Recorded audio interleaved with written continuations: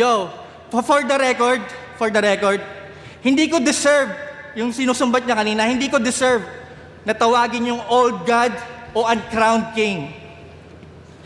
Pero syempre gusto ko kayong pasalamatan. Kasi ramdam ko kung paano niyo ako tignan. Kahit sa mga tournament, wala pa akong napapatunayan. Pero dahil sa'yo, hindi mo pwede itanggi na yung title na yan hindi ko kailangan. Kasi nung nag-call out ka ng mga champion, pero karamihan sa mga champion, ako ang gusto makalaban. Pero sige, palit tayo ng sitwasyon. Kung ako yung nag-champion ng tryouts, isa buhay at 2x2, malamang, sementado na ang aking pangalan.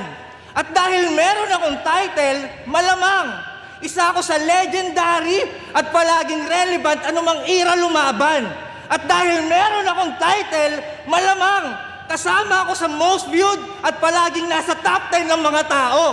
Ngayon, alisan niyo ako ng title. O di ba ganun pa rin? Wala namang nagbago!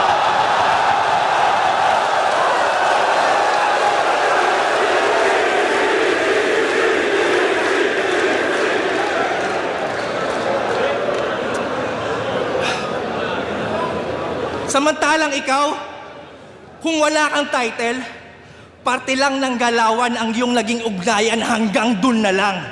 Yan ang katunayan na hindi ka kahusayan, nag-champion ka lang!